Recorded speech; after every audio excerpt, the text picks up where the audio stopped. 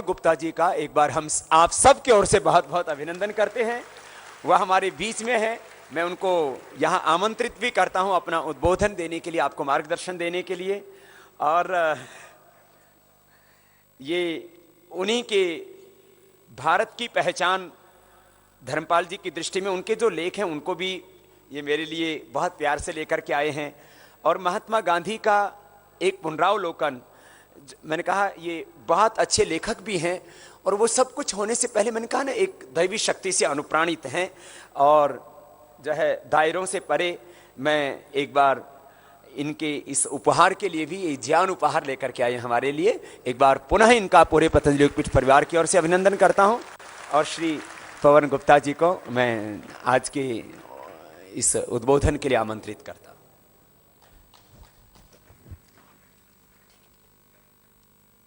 आदरणीय स्वामी रामदेव जी, स्वामी जी जो यहाँ मंच पे विराजमान है, राकेश जी आ जाए, आ रही है अब?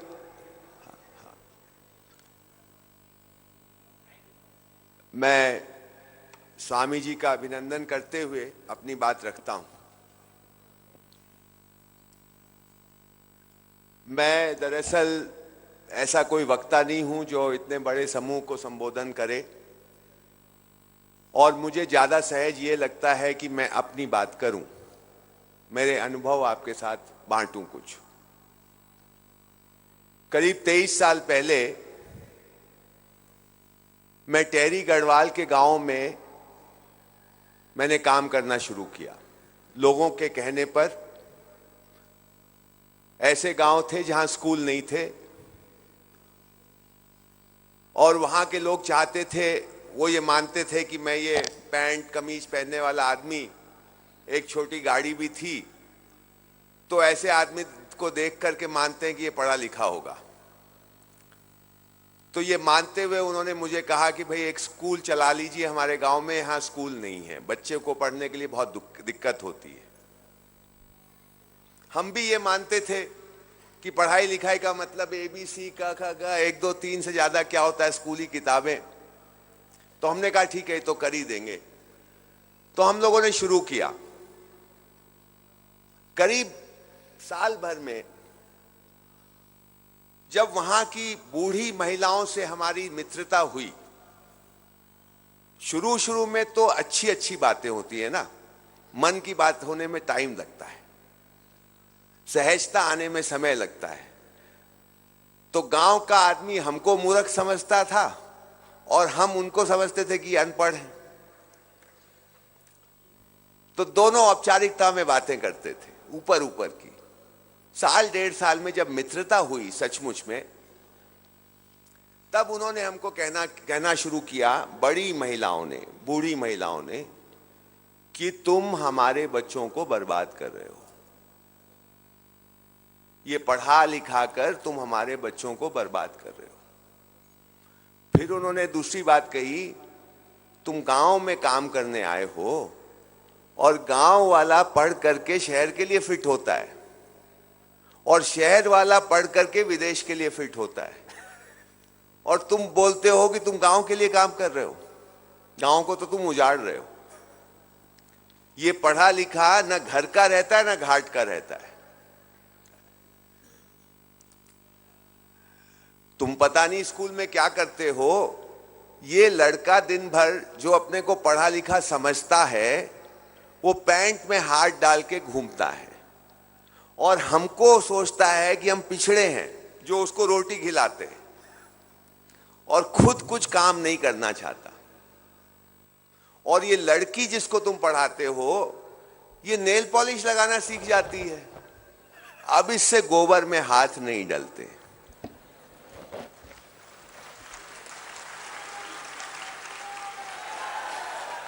तो भैया ये कैसी पढ़ाई तुम पढ़ा रहे हो, हमको बर्बाद करने आए हो क्या? हमारा माथा ठनका। पहली बार ये सोचने लगा कि पढ़ाई लिखाई भी, जिसको हम पढ़ाई लिखाई कहते थे, ये गड़बड़ चीज है। और जितना सोचें उसमें उतना उनकी बातों में दम लगे। देखते हैं सामने, लड़के को देख रहे हैं, लड़की को देख रहे हैं। एक दिन मैं आपको बताऊं, हमारे स्कूलों में सारे गांव के लोग पढ़ाते हैं, जो पढ़े लिखे 10-12 क्लास पढ़ लिए उनको हम लोग थोड़ा प्रशिक्षण देते हैं, वो ही चलाते हैं स्कूल। एक दिन मेरे ही अपने स्कूल की एक लड़की मेरे यहाँ, मैं मसूरी रहता हूं, मुझसे मिलने आई। कुछ दूर पर एक ग्रामीण खड़ा था, बूढ़ा बुजुर्ग।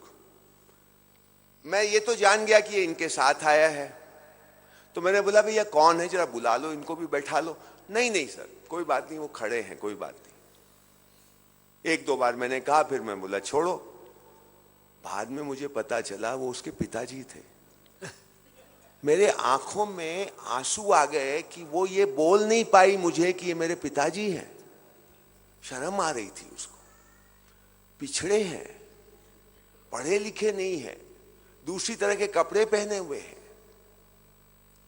एक और किस्सा आपको सुनाता हूं। ये बात की बात है, जब हमारा स्कूल ठीक से चलने लगा, बहुत सारे स्कूल हो गए। एक एसडीआई होते हैं सरकार के, अब होते हैं कि नहीं, नाम बदल जाते हैं सरकारों में अधिकारियों के। तो एक एसडीआई मेरे पास आए कि साहब हमारी एक रिश्तेदार है, उसको आप अपने स्कूल में नौकरी दे दीजिए 2-4 महीने के लिए, फिर तो मैं उसकी नौकरी सरकार में लगा दूंगा। तो मैंने कहा आप आइए जरा बात करते हैं आपसे। तो बात होने लगी और मैंने यही सब बातें जो आपसे कर रहा हूं, इसी तरह की बातें मैं करने लगा। तो वो एसडीआई थोड़ी देर बाद जब खुद वो भी सहज हुआ, तो मुझे बोलता है गुप्ता जी आप ठीक बोलते हैं, मेरा लड़का, वो एसडीआई का लड़का जो सरकारी अधिकारी है, स्कूल का निरीक्षक है, मेरा लड़का मसूरी के सबसे उत्तम बढ़िया स्कूल सेंट जॉर्जेस कॉलेज में जाता है। क्योंकि मैं एसडीआई हूं, इसमें एडमिशन मिल गया उसको, नहीं तो मिलता नहीं। पर मैं तो ग्रामीण ही हूं, अभी भी सरकारी नौकरी मिल गई, पर हूं तो देहात का ही। मेरा लड़का अंग्रेजी मीडियम में जाता है, 4 साल से जा रहा है, और 4 साल से मैं उसके साथ बैठ के खाना नहीं खाया हूं। मैंने बोला क्यों? बोला कहीं मेरा इंसल्ट कर दे तो। वो बड़े लोगों के साथ उठता बैठता है। ये विडंबना देखिए आप, ये सच बात मैं आपको कह रहा हूं, बहुत गहरी बात इसके अंदर। ये पढ़ाई लिखाई हमारे को क्या बना रही है। जब मैंने इसको देखना शुरू किया तो बहुत दुख और दर्द हुआ अंदर। मैं भी उसी शिक्षा का हिस्सा हूं, तो कभी ध्यान ही नहीं गया था इन बातों पे। जब देखने लगा तो बड़ी पीड़ा पहुंची कि ये पढ़ाई लिखाई पता नहीं क्या देती है, देती वेती कुछ नहीं है। वो अब खेती से भी गया, कपड़े बनाने से भी गया, मकान बनाने से भी गया, और उसको गणित भी नहीं आती है, भाषा भी नहीं आती है। आज तो ये हाल है पढ़े लिखे का, अनपढ़ अभी भी ठीक है, पढ़े लिखे का ये हाल है, सिवाय अहंकार के उसे कुछ नहीं आता। हमारा देश खोखला हो रहा है, मैं ये मानता हूं। ये पढ़े लिखे खोखला कर रहे हैं उसे। मैं पढ़ाई लिखाई के खिलाफ नहीं हूं, उस पर आऊंगा कि किस प्रकार की पढ़ाई लिखाई। हमारे गांव की महिला कहती है पढ़ लिख करके आदमी बेईमान बनता है, और ये जितनी बेईमानी की कथा आप सुनते हो उसमें कोई अनपढ़ है क्या?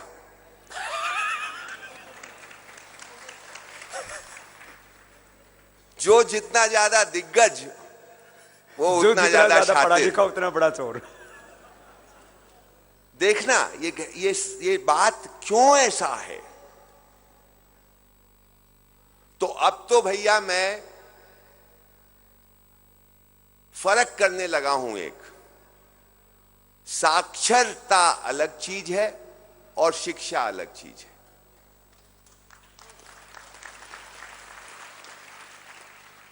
जो साक्षर नहीं है, अनपढ़ है, जरूरी नहीं कि वो शिक्षित ना हो, वो शिक्षित हो सकता है। और जो साक्षर है जरूरी नहीं कि वो शिक्षित हो। तो ये भेद बहुत जरूरी है दिमाग में बैठाना। हम आजकल पढ़े लिखे को बोलते हैं कि ये शिक्षित है, पढ़ना लिखना कोई शिक्षा का मापदंड नहीं है। शिक्षा का मतलब समझदारी, जो लुप्त हो चली जा रही है। तो मैं फिर से उसी बात पे आता हूं, हमारी तो सभी सारी शिक्षा मेरी तो यहां स्कूल शुरू करने के बाद शुरू हुई। तो जब महिलाओं ने ये शुरू किया बोलना, तो धीरे धीरे अक्ल आने लगी मुझे, और मैंने देखा कि ये पढ़े लिखे लोगों में सहजता गायब हो जाती है। ये सहज ही नहीं रहते। ये स्वामी जी जितना सहज है, ये अभी जैसे बात कर रहे हैं मेरे से अलग बात करेंगे तो भी ऐसे ही बात करेंगे। ये यहां भी हंस देते हैं, कुछ मजाक कर देते हैं, पास में बैठेंगे तो भी कर देंगे। ये जो सहजता है, ये महत्वपूर्ण चीज है। हमारा पढ़ा लिखा पूरा समाज असहज हो गया है, अपने से कट गया है। वो अपनी भाषा बोलने में शर्माता है, अपनी बोली बोलने में शर्माता है, अपने कपड़े पहनने में शर्माता है। मेरे को पैंट कमीज से कोई परहेज नहीं है, मैं खुद भी पहनता हूं, लेकिन मैं इसलिए नहीं पहनता कि मुझे धोती या लुंगी पहनने में शर्म आती है। पर हमारे अधिकांश पढ़े लिखे को अपने कपड़े पहनने में शर्म आती है, अपनी भाषा बोलने में शर्म आती है। अपने रीति रिवाज का कोई भी काम, मैं अंधविश्वास की बात नहीं कर रहा हूं, कुछ भी काम अपने रीति रिवाज का करने में शर्म आने लगी। अपने से कट गए हम लोग पूरी तरह से। जो कुछ अपना है वो ठीक नहीं है। हमको अगर ठीक होना है तो किसी की नकल करना है। किसकी नकल करना है?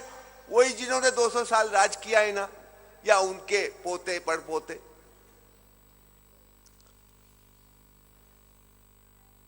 तो ये अकल हमको उधर ही से आई, क्योंकि जब ये बात देखी तो मेरे गुरु, एक तरह से मैं उनको मानता हूं, धर्मपाल, जिसका अभी स्वामी जी ने थोड़ा जिक्र किया। धर्मपाल जी मेरे यहां मसूरी में आके गर्मी के दिनों में 1-2 महीना रहते थे, और मैं उनसे इस तरह की बात करता था कि क्या करें, ऐसी महिलाएं ये बात बोल रही हैं और बात में दम है, करें क्या? तो उन्होंने कहा गांधी जी को पढ़ा है क्या?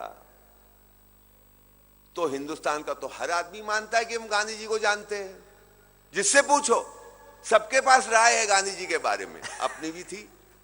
तो बोले हाँ, पढ़ा है क्या गांधी जी को?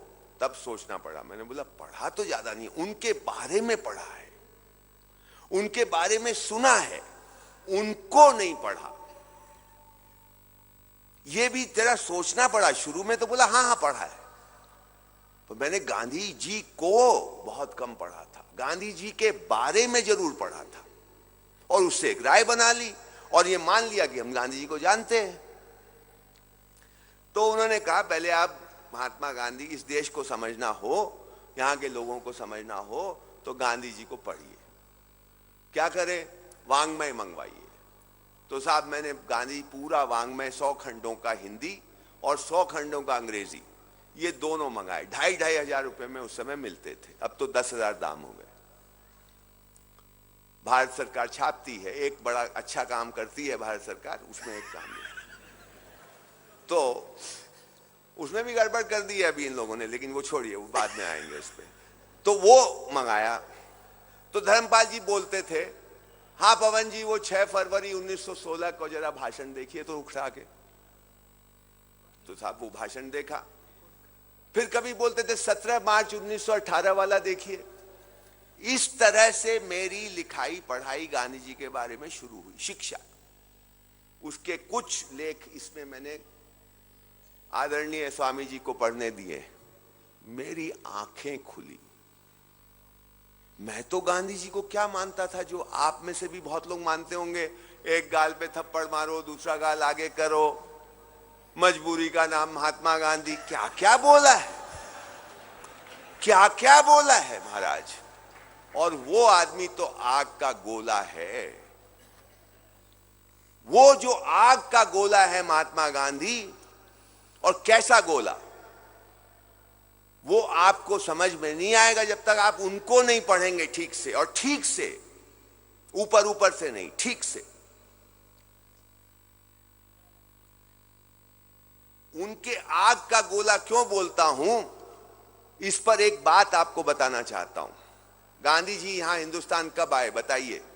दक्षिण अफ्रीका से जब लौट के आए तो कब आए? 1915 में, 9 जनवरी 1915। 1911 में हिंदुस्तान में क्या हुआ था, जिसका जश्न हमारी सरकार मना रही है दिल्ली में अभी, 100 साल दिल्ली का। तो दिल्ली दरबार जब लगा है यहां पे, तो अंग्रेज उस समय यह मानता है कि अब तो हम हिंदुस्तान पे राज करने वाले हैं। पराकाष्ठा पे है उस समय ब्रिटिश साम्राज्य। उसके 4 साल बाद गांधी हिंदुस्तान आते हैं 1915 में, और 1 साल तक वो चुप रहते हैं, ऐसा कहा जाता है। देश भर में घूम रहे हैं, वैसे उतना चुप नहीं है, पर सार्वजनिक तौर पे नहीं बोले ज्यादा। देश में भ्रमण किया, खूब देखा। पहला सार्वजनिक भाषण हिंदुस्तान में गांधी जी ने दिया 6 फरवरी 1916 को। कब दिया? जब बनारस हिंदू यूनिवर्सिटी का उद्घाटन समारोह में मालवीय जी उनको लेके आए कि आप भी मंच पर बैठेंगे और भाषण देंगे। अंग्रेजों का राज्य पराकाष्ठा पे है। उस बनारस हिंदू यूनिवर्सिटी में, विश्वविद्यालय का, उस समारोह का चीफ गेस्ट कौन है? लॉर्ड हार्डिंज, वाइसरॉय इंडिया का बड़ा आदमी, सबसे बड़ा आदमी, राजाओं का राजा, हिंदुस्तान के राजाओं का राजा है, नौकर। ब्रिटिश की महाराज जॉर्ज पंचम का नौकर है, लेकिन यहां तो राजाओं का राजा है। वो आया है चीफ गेस्ट। तो गांधी जी का नंबर आता है जब बोलने के लिए, आप वो भाषण पढ़िए। आप लोग अगर इस देश के बारे में सोचते हैं तो 6 फरवरी 1916 का, और भी चीजें पढ़ने लायक हैं, लेकिन वो तो जरूर पढ़िए। गांधी जी कहते हैं, पहली बात तो ये, मंच पर आते हैं और बोलते हैं, अगर आप लोग इजाजत दें तो मैं हिंदी में बोलूंगा। उसके पहले जितने वक्ता अंग्रेजी में बोले।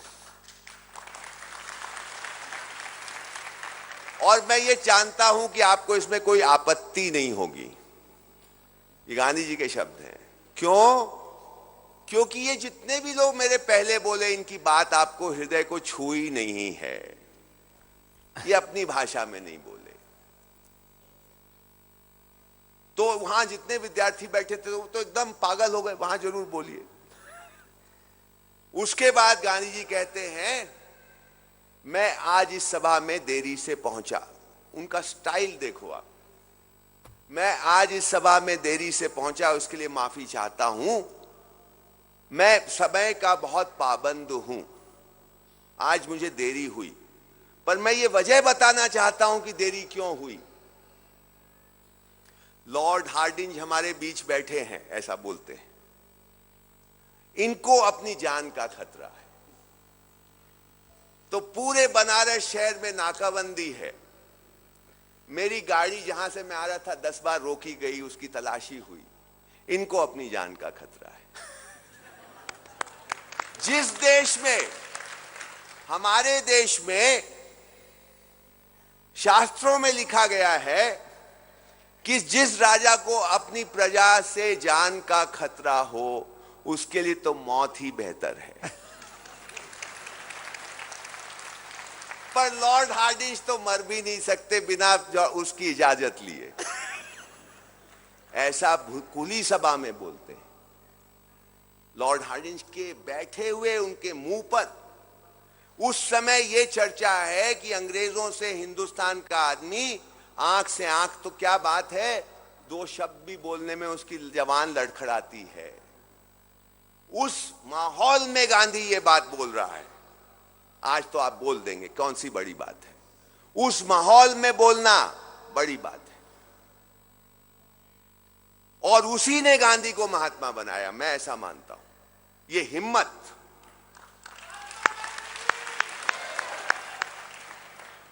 इस हिम्मत को पकड़ना होगा हमको। मैं आपको बताऊं, एक बहुत बड़े भारतवर्ष के प्रशंसक रहे हैं रोमा रोला। फ्रांसीसी थे, गांधी भारतवर्ष के बहुत बड़े प्रशंसक और प्रेमी, उन्होंने रामकृष्ण परमहंस पर लिखा है, उनकी पूरी जीवनी लिखी है, महात्मा गांधी की जीवनी लिखी है, विवेकानंद के बारे में लिखा है। हिंदुस्तान से जो भी यहां से बड़ा आदमी गया, चाहे वो रविंद्रनाथ ठाकुर हो या कोई भी हो, वो उनके यहां जरूर गया। सबसे बड़े प्रेमी वो महात्मा गांधी के। रोमा रोला का भारत, वो भी किताब पढ़ लेना कभी आप, ये हिंदी में भी आ गई, पूर्वोदय प्रकाशन ने छापी है। रोमा रोला का भारत 2 खंड में, मजा आ जाएगा पढ़ करके, पता चलेगा हिंदुस्तान क्या चीज है और यहां के नेता कैसे रहे हैं, अच्छे और बुरे दोनों। तो अब ये साहब उस किताब में लिखा है कि ये जो मित्र हैं रोमा रोला के, ये बोलते हैं रोमा रोला को, मैं 1908 में भारत में आया और मैंने देखा भारतीयों की ये दशा है कि अंग्रेजों से थरथराते हैं, आंख से आंख नहीं मिला पाते और बात नहीं कर पाते।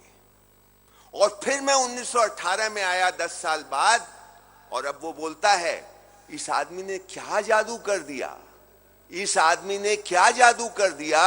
अब हिंदुस्तान का आम आदमी अंग्रेजों से आंख मिलाता है और उसको इंसल्ट करने की ताकत उसमें आ गई। और वो इसका पूरा जो काम का पूरा वो देता है महात्मा गांधी को। सही है गलत है ये बात मैं नहीं जानता, लेकिन वो ऐसा कह रहा है कि ऐसा हो गया। और जब मैं इस बात को पढ़ा और 1916 का लेख पढ़ा BHU वाला, तो मुझे लगा हुआ होगा भाई। और वो ही लेख नहीं, उसके बाद फिर ईसाइयों की एक मिशनरी कॉन्फ्रेंस में गांधी जी जाते हैं और वहां क्या बोलते हैं आप पढ़िए, आपको मजा आएगा, हिम्मत बनेगी आपकी, आपका सीना चौड़ा होगा कि ये हमारे देश का आदमी रहा है ऐसा। तो मैंने ये जो बात धर्मपाल जी से की, अपनी बड़ी बूढ़ी औरतों की, तो धर्मपाल जी ने कहा गांधी जी को पढ़ लीजिए जरा। तो गांधी जी ये सब उसी दौरान हुआ।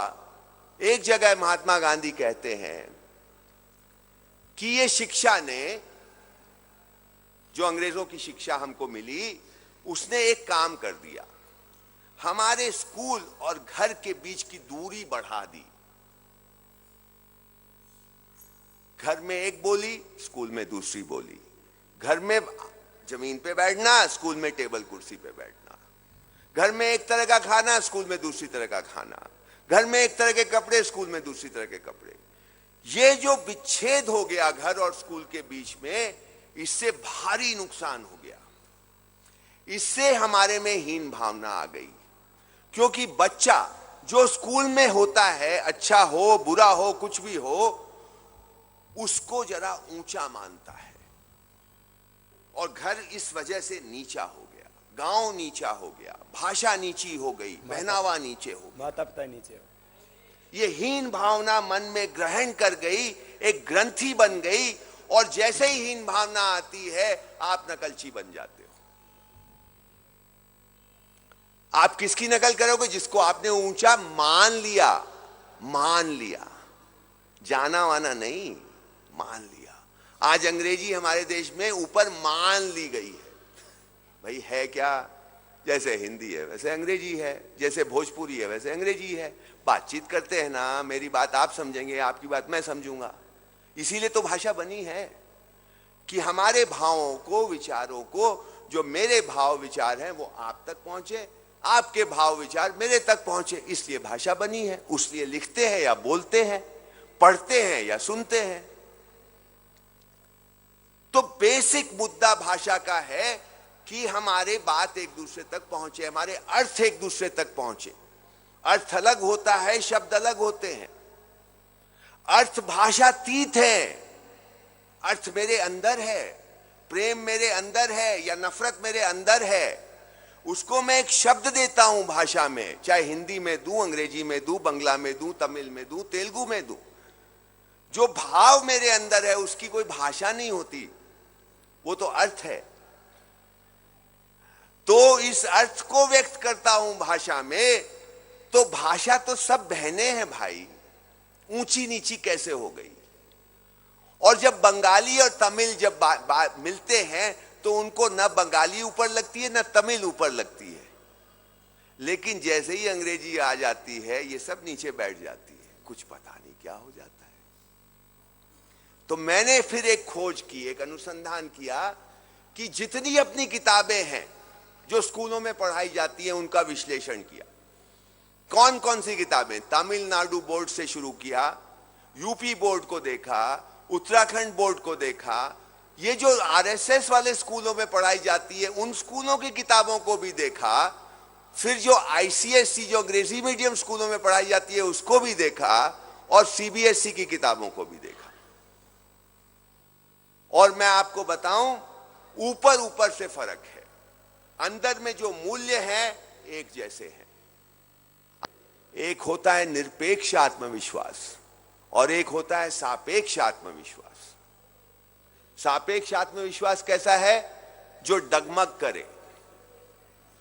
आप मेरे से अच्छी अंग्रेजी जानते हैं तो मेरा विश्वास डगमग, आप मेरे से कम अच्छी अंग्रेजी जानते तो मेरा ऊपर आपका नीचे, ये डगमग करता रहे। आपने मेरे से अच्छे कपड़े फैशनेबल पहने तो मेरा विश्वास डगमग, मैं आपसे ज्यादा फैशनेबल कपड़े पहना हूं तो मेरा ऊपर आपका डगमग। ये हुआ सापेक्ष आत्मविश्वास, तुलना पे आधारित। निरपेक्ष क्या है? मैं सहज हूं, मैं जैसा हूं अपने को देख लिया, ठीक हूं मैं आपसे प्रभावित नहीं होता। तो सापेक्ष आत्मविश्वास प्रभावित होता है, निरपेक्ष आत्मविश्वास सहज रहता है, और अगर होगा तो क्या होगा? प्रभावित नहीं होगा, प्रेरित होगा।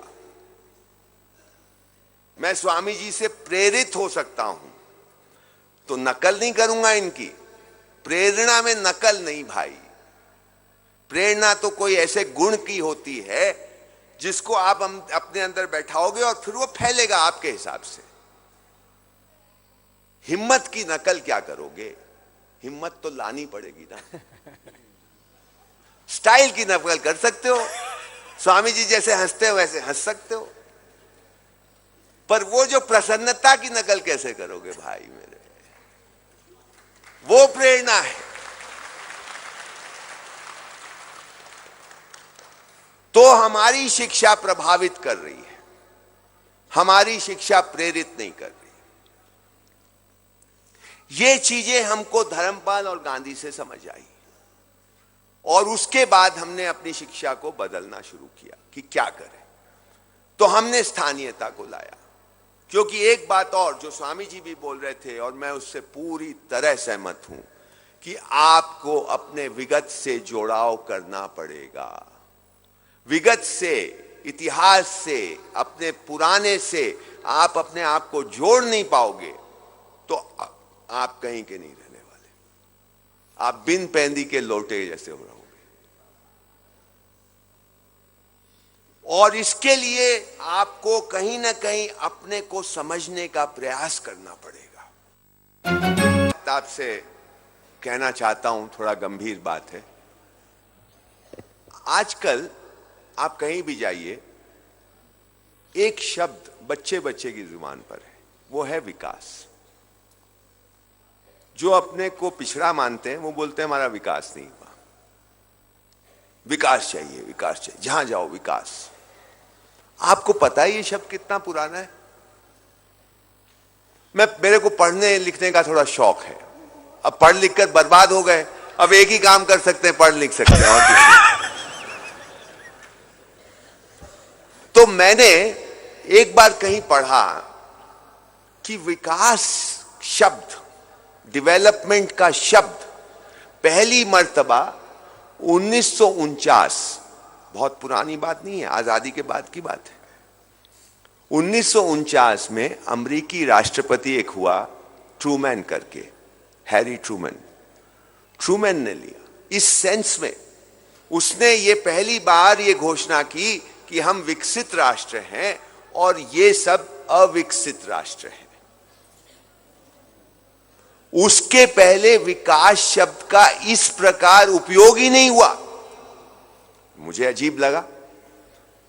तो मैं आज कल और उस समय से जो भी कुछ पढ़ता हूं, पहले देखता हूं 1949 के आगे का है कि पीछे का है, और अगर पीछे का तो बड़ी बारीकी से पढ़ता हूं कि कहीं विकास शब्द तो मिले मुझे। नहीं मिलता साहब। कैसे मिलता है? गांधी जी ने यूज किया है विकास, पर कैसे यूज किया? मानसिक विकास, आध्यात्मिक विकास, आर्थिक विकास, विकास अपने आप नहीं। इस क्षेत्र का विकास नहीं हुआ ऐसा नहीं, हमें विकास चाहिए। हाँ हमें विकास चाहिए ऐसा नहीं। अरे कौन सा विकास भैया? मानसिक विकास चाहिए, शारीरिक विकास चाहिए, आर्थिक विकास चाहिए। इस ऐसे तो यूज हुआ है, ऐसे तो इस्तेमाल हुआ है, लेकिन विकास चाहिए।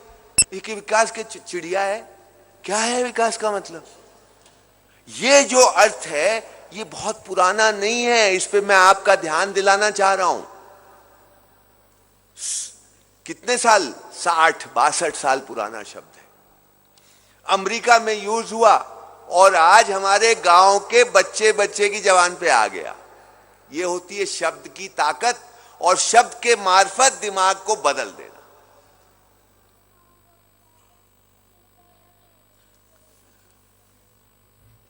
इस बात पे अगर आप गौर करोगे कि ये कितना बड़ा जंजाल है, कैसे हम इसमें फंस गए हैं, ये विकास का अर्थ क्या है मेरे लिए, ये आप ढूंढो जरा इसको। मैं इस बात को यहां विराम देके एक दूसरी बात पे आपकी ध्यान दिलाना चाहता हूं, क्योंकि मैं शिक्षक हूं ना, इसलिए वैसी बातें थोड़ी ज्यादा होती है मेरे से। मैं अपने बच्चों को भी पढ़ाता हूं कि भैया दुनिया में जितनी चीज तुम देखते हो इसको 4 खंडों में तुम बांट सकते हो। जितनी चीज देखते हो, ये लाइट है, ये कैमरा है ना, ये स्वामी जी है, ये पवन है, ये है, ये माइक है, ये सब कुछ है, जो भी कुछ दिखता है, पेड़ है, पौधे, इसको 4 चीजों में बांट सकते हो। ये मैं कोई नई बात नहीं बोल रहा हूं, ये हमारे शास्त्रों में है, हमारे परंपरा में ऐसे ही कहा गया है। पहली बात पदार्थ अवस्था है। मिट्टी, पत्थर, हवा, पानी, सोना, चांदी, हीरा, मोती पदार्थ है। इसमें कोई विकास नहीं है, माने इसमें कोई ग्रोथ नहीं है कि आपने एक हीरे को रख दिया, आप 10 साल बाद आओगे तो बड़ा मोटा मिलेगा। नहीं ना, उतना ही रहेगा। या एक के बच्चे हो जाएंगे 2-4, वो भी नहीं होने वाला। पदार्थ वैसे का वैसे ही रहने वाला है। क्या होता है पदार्थ का? एक को हटाओ दूसरा कुछ पैदा हो जाता है। इस टेबल को जला दो, धुआं बन जाएगा, ये पदार्थ से हटके धुआं हो गया। राख बन जाएगी, वो भी पदार्थ। तो पदार्थ को आप बदल सकते हो, उसका रूप। पदार्थ को आप बना नहीं सकते, वो तो प्रकृति ही बनाती है, आप नहीं बना सकते, कितना ही विज्ञान ले आओ। मूल रूप से आप बना नहीं सकते। ऑक्सीजन को हटा के कार्बन डाइऑक्साइड बना सकते हो, लेकिन अपने आप में नई तरह चीज नहीं बना सकते। एक को नष्ट करोगे तो दूसरी बनेगी। ये माइक भी वैसे ही बना है, किसी चीज को नष्ट करके ये बना है। ठीक है, ये विकास मतलब पदार्थ में विकास नहीं है। मोटी बात आपको बताता हूं।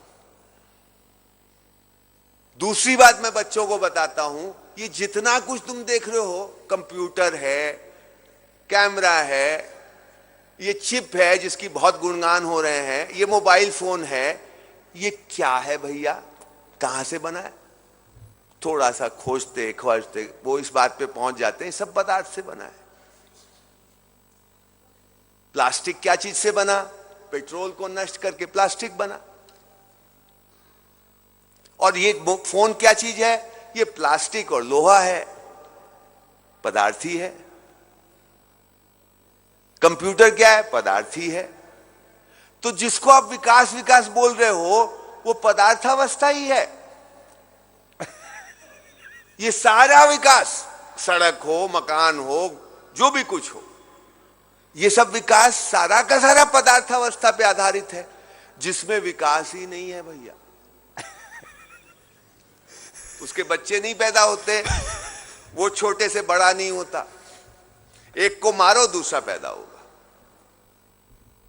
एक को नष्ट करो तो दूसरा पैदा होगा। ये बहुत बड़ी बात है, मैं बहुत हल्के में बोल रहा हूं।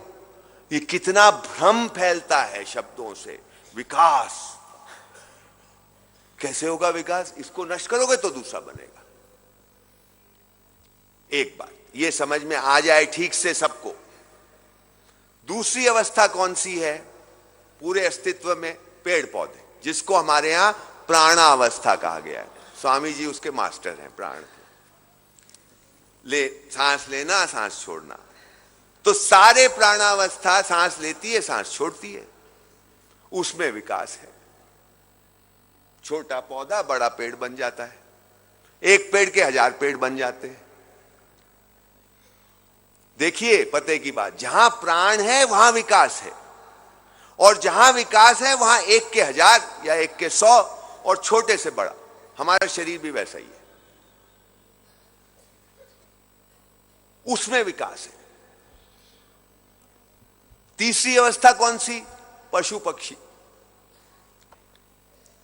ये पशु पक्षी में भी विकास है, लेकिन एक और बात है, ये जिंदा रहने के लिए कुछ भी करेगा। और तीसरी बात जो बहुत महत्वपूर्ण है पशु पक्षियों के बीच में, ये सारे के सारे वंशानुषंगी हैं। एक हाथी क्या होता है? मांसाहारी है कि नहीं है? नहीं है ना, शाकाहारी है ना। अफ्रीका का हाथी, पक्की बात। हिंदुस्तान का हाथी भी शाकाहारी, अफ्रीका का हाथी भी शाकाहारी। हिंदुस्तान का आदमी बोलेगा ज्यादातर शाकाहारी, अफ्रीका के आदमी, पर हाथी शाकाहारी। शेर मांसाहारी, हिंदुस्तान का भी, वो हिंदू शेर हो चाहे कोई शेर हो। ठीक है, तो शेर है, एक शेर को आपने समझ लिया तो सारे शेर को समझ लिया। एक हाथी को समझ लिया तो सारे हाथियों को समझ लिया। एक हिरण को समझ लिया तो सारे हिरणों को समझ लिया। आप उनका खाना क्या है समझ सकते हैं, उनका व्यवहार क्या है समझ सकते हैं, कौन से महीने में वो बच्चा देंगे ये भी समझ सकते हैं। ऐसा नहीं है कि साल भर दनादन दे रहे। वो आदमी करता है। जानवर का निश्चित है इसी महीने में बच्चा देगा। उसका यह भी निश्चित है कि कितने बच्चे साल उसके जीवन भर में होंगे, लगभग निश्चित है। इसलिए उसको वंशानुषंगी कहा गया है। जैसा वंश उसी का वो अनुसरण करता है। ये बहुत महत्वपूर्ण बात है। लोग बोलते हैं, अंग्रेजी में आजकल पढ़ाते हैं, man is a social animal, और हमारे हिंदी में भी ये पढ़ाने लगे, मनुष्य एक सामाजिक प्राणी है। नकल करनी है ना हमको, तो हमारे यहां ये लिखा है कि जानवर वंशानुषंगी है, आदमी वंशानुषंगी नहीं है।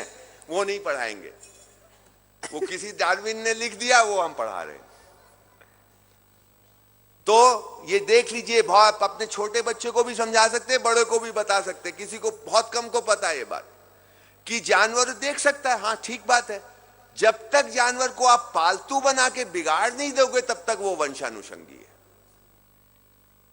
हमने ऐसे कुत्ते देखे हैं कुछ शाकाहारियों के घर में, जो बेचारे शाकाहारी हो गए मार मार करके, है ना। उनका व्यवहार आप बदल सकते हो मार के, या तो वो जो होता है भाई, या तो भय दिखाओ या उनको पुचकारो। दो ही तरह से होता है ट्रेनिंग। ट्रेनिंग कैसे की जाती है? गलत करे तो मारो, अच्छा करे तो प्रशंसा करो, कुछ लड्डू दे दो। आर्मी में भी ऐसा ही होता है। तो मैं हमेशा बोलता हूं भाई, वो बोलते हैं हमारे यहाँ की शिक्षकों के लिए मैं प्रशिक्षण के लिए भेजता हूं। मैं प्रशिक्षण नहीं करता भाई, प्रशिक्षण जानवरों का होता है या नौकरों का होता है। हम तो समझदार बनाएंगे। समझ में आ रही ना बात मेरी?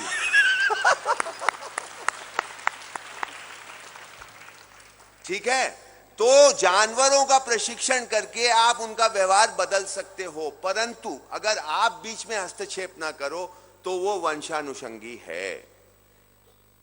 उसके बाद चौथी श्रेणी आई आदमी की, मनुष्य की। अब मनुष्य बड़ा गड़बड़। अफ्रीका का मनुष्य है तो पता नहीं भैया कैसा होगा, अमेरिकन है तो पता नहीं कैसा होगा, हिंदुस्तानी है तो पता नहीं कैसा होगा। तीनों अलग अलग खोपड़ी के। और अगर एक ही परिवार में दो जुड़वा भाई, एक ने शादी की, दूसरे की ही नहीं। कुछ पता नहीं, खाने का पता नहीं, एक मांसाहारी एक शाकाहारी है। जानवरों में ऐसा नहीं है। आदमी में कुछ है यहां पे कि वो या तो जानकर करता है या मानकर करता है। ये विकल्प हमको दिया हुआ है। तो रास्ते में रस्सी पड़ी हुई है, हमने मान लिया सांप है, तो हम भाग जाएंगे या लाठी लाएंगे मारने के लिए, ठीक है। और सांप है और हमने मान लिया कि नहीं साहब रस्सी है, तो कोई बात नहीं चले जाएंगे। तो हम क्या मानते हैं या जानते हैं या मानते, यही विकल्प है, और कोई विकल्प ही नहीं है आपके पास। मनुष्यों के पास ये विकल्प हमेशा रहता है कि जानकर कर लो या मानकर कर लो, जैसा उसके हिसाब से आपका व्यवहार होगा। जानवरों के पास ये विकल्प नहीं है। एक तरह से कहें तो मैं तो कहता हूं भाई हमसे ज्यादा समझदार है, उनको क्योंकि आप प्रकृति ट्रेनिंग की जरूरत नहीं पड़ती तैरने के लिए, किसी भी चीज किसी के लिए की नहीं। और आप देखो प्रकृति का, आप ये देखिए कि ये चारों अवस्थाएं मैंने आपको बताई।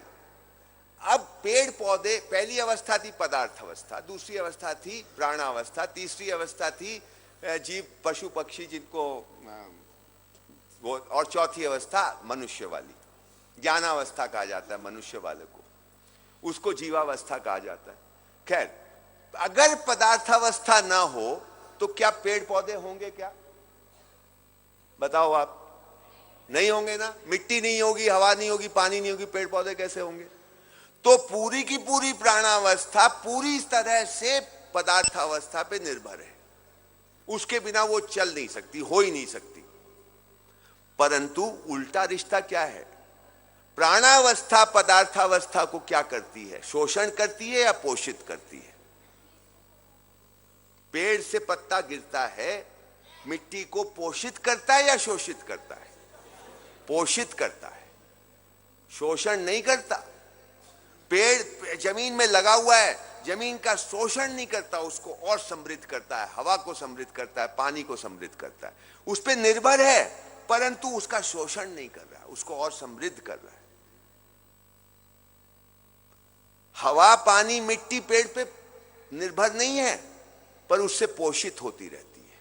ये निर्भर भी है और पोषित भी करता है। उसके बाद आया जीवावस्था, जानवर पशु पक्षी। अब अगर मिट्टी पानी हवा ना हो तो ये रहेंगे क्या? नहीं रहेंगे। पेड़ पौधे ना हो तो ये जिंदा रहेंगे क्या? एक भी नहीं रहेगा। तो ये दोनों पे निर्भर करते हैं, पदार्थावस्था पे भी निर्भर करते हैं, प्राणावस्था पे भी निर्भर करते हैं। परंतु उल्टा रिश्ता कैसा है? ये उनका शोषण करते हैं या पोषण करते हैं? पोषण करते हैं। इनकी वृष्टि भी जमीन को पोषित करती है। बीट जो होती है चिड़िया की, वो कितने उसमें गुण होते हैं हमको पता ही नहीं। जब यूरोप के लोग दक्षिण अमेरिका में गए पहली बार, और दक्षिण अमेरिका बोलते, मैं तो कभी गया नहीं, कि भाई इतनी नदियां और इतने पेड़ पौधे हैं कि हिंदुस्तान से इस मामले में कम नहीं है वो। तो जब ये लोग गए यूरोपीय लोग वहां पे, तो वहां पे ऐसे ऐसे पेड़ थे जहां पे लाखों पक्षी पेड़ों पे बैठे हुए हैं, एक ही इतने बड़े उसमें। तो अगर लाखों पक्षी बैठेंगे तो जमीन पे क्या होगा? बीट ही बीट, बीट ही बीट। तो उसके पहाड़ हो गए। तो आपको पता है यूरोप के लोग सबसे पहला काम ये किए कि उस बीट के पहाड़ को खोद करके अपने जहाजों में भर के यूरोप ले गए, क्योंकि वहां की मिट्टी बड़ी घटिया मिट्टी। और एक बात आपको मजे की बता दूं, क्योंकि स्वामी जी के साथ बहुत सहजता हो गई अपनी, तो इसलिए ऐसे बात कर पा रहा हूं। तो वो ले गए, बड़ा मजेदार किस्सा है पर सच किस्सा है। जब ले गए तो ये भर भर के ले जाते थे, तो जहाज के नीचे में रखते थे। तो जब जहाज जाते थे तो उसकी नमी और पानी उसमें लगता था बीट में, तो उधर मीथेन गैस बनने लगती थी। और उस समय बिजली का जमाना था नहीं, तो जहाज का कोई नाविक अगर लैंप लेके नीचे गया तो भक करके आवाज हो जाता था, धमाका, जहाज डूब गया। मीथेन गैस बड़ी भयानक होती है। कई बार तक तो इनको पता ही नहीं चला कि क्या हो क्या रहा है मामला। बाद में पता चला कि भैया वो उसकी वजह से हो रहा है, तो वो ले जाना तो जरूरी है। तो उन लोगों ने उसको पैक करके उसमें लिखना शुरू किया, स्टोर हाई इन ट्रांजिट। वहां से ये शब्द आज जो अंग्रेजी जानता है लड़का लड़की, वो सबसे ज्यादा सबसे पहला शब्द क्या सीखता है? शिट। शिट माने टट्टी। ये बड़ा फेमस शब्द हो गया आजकल अंग्रेजी जानने वालों के लिए। अंग्रेजी नहीं आती हमारे देश के लोगों को, ये सब बहुत आता है। तो ये शब्द वहां से निकला, store high in transit, SHIT, वो उसका शॉर्ट हो गया। तो खैर ये बड़ी काम की चीज होती है। ये बीट जो होती है जमीन को समृद्ध करती है, पेड़ पौधे को समृद्ध करती है। कहना मैं ये चाह रहा हूं कि इनका रिश्ता आप देखिए, जीव जंतुओं का रिश्ता जमीन से, धरती से, हवा से, पानी से, पेड़ पौधों से शोषण का नहीं पोषण का है। उसके बाद चौथी अवस्था आई मनुष्य की। मनुष्य इनमें से तीन में एक भी चीज नहीं रहे तो जिंदा नहीं रहेगा।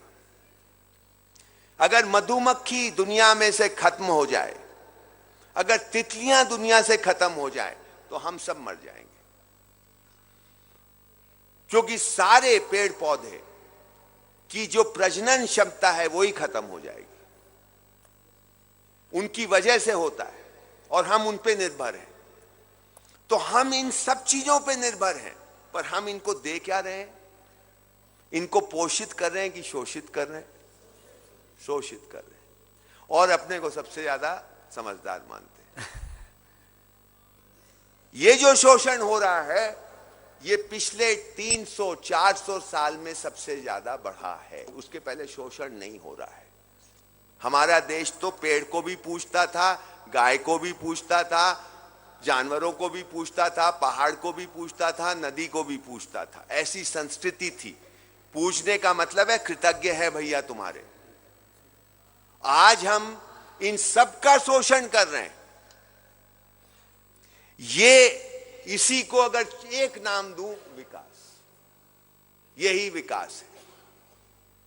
इसको आप ठीक से समझिए। जो मैं लंबी बात कर रहा था, आपको लंबी लड़ाई लड़नी है, तो ये लंबी लड़ाई यही होगी कि ये विकास की परिभाषा को हम कैसे बदलें, सही करें। बदलना नहीं है, उसको सही करना है। विकास के मायने, विकास के मायने सही हो। मेरे एक मित्र हैं, स्वामी जी जानते हैं उनको, मैं उनको गुरुजी, उनको सब लोग गुरुजी बोलते हैं। वो वैसे योग गुरु नहीं है, धर्म गुरु नहीं है, वो दूसरी तरह के गुरु हैं, रविंद्र शर्मा जी। तो एक दिन मुझे फोन किया, मेरे पास हम लोग की बात हो जाती है हफ्ते में 1-2 बार। तो उन्होंने कहा, पवन जी गांव की कोई परिभाषा नहीं है, होनी चाहिए। हम बोले हाँ जरूर होनी चाहिए। तो उन्होंने बोला, मैं सोच रहा था गांव की परिभाषा ऐसी होनी चाहिए, गांव वो है जहां सबके भोजन की सुरक्षा है और सबके सम्मान की व्यवस्था है। ऐसी जो जगह है वो गांव। सबके भोजन की सुरक्षा है, सबके सम्मान की व्यवस्था है। कोई भी काम धंधा करने वाला आदमी हो, उसको सम्मान है, कोई छोटा बड़ा नहीं है। और वो जब बताते हैं तो लगता है शायद हिंदुस्तान ऐसा रहा होगा, शायद ऐसा रहा होगा।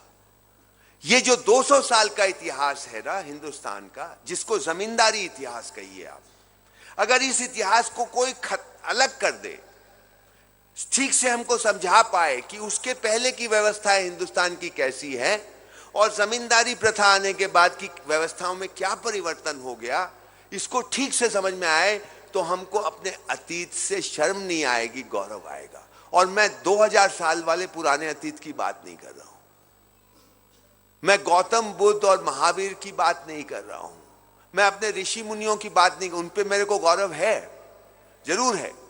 लेकिन मैं बोलता हूं 300-400 साल पुराना हिंदुस्तान भी गौरवमय है।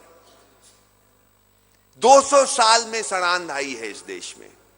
200 साल में हम बदल गए हैं, 200 साल में हमारी स्मृति विस्मृत हो गई है, हमको याद नहीं रहा कि हम कैसे लोग थे।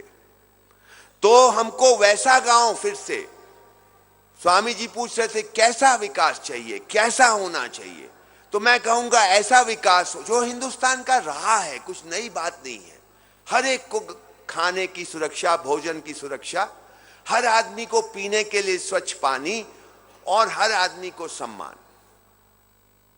इसकी व्यवस्था हो जाए, भारत खड़ा हो जाएगा। या भारत खड़ा हो जाएगा तो ऐसा हो जाएगा।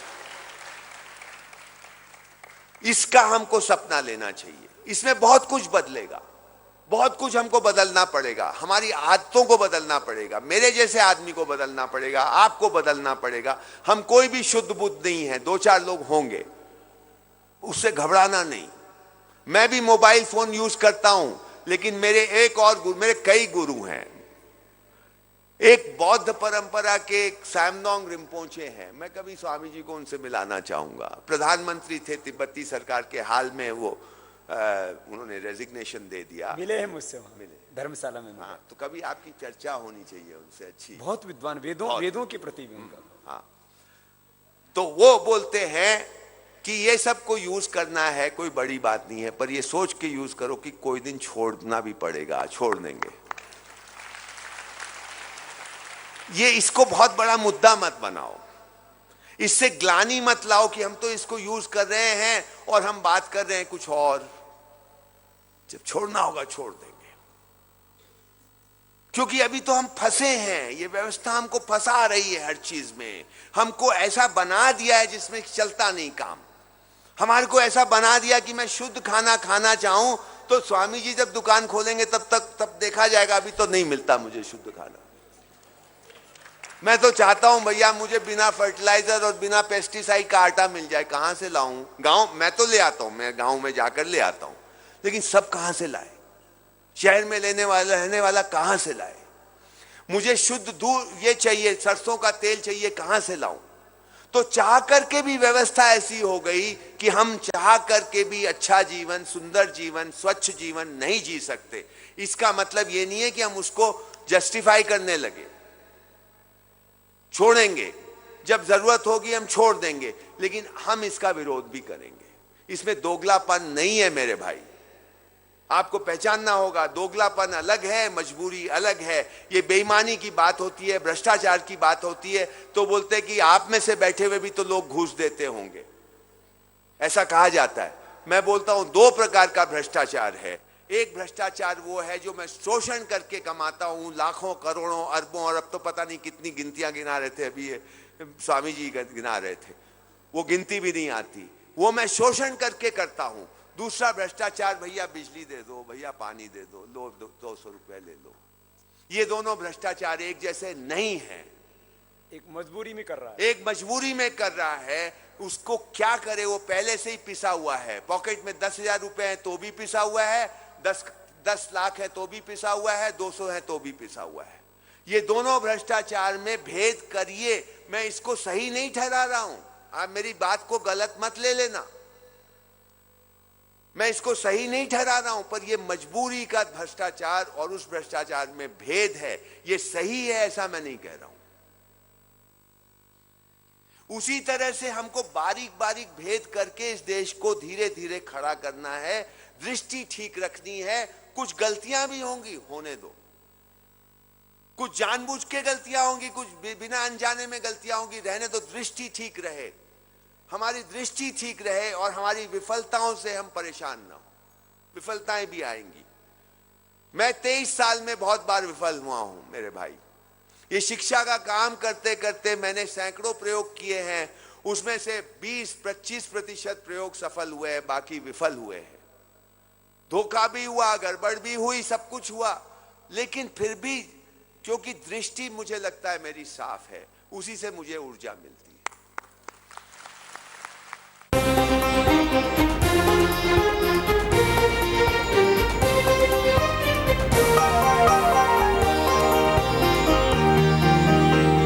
आस्था जीवन का आधार।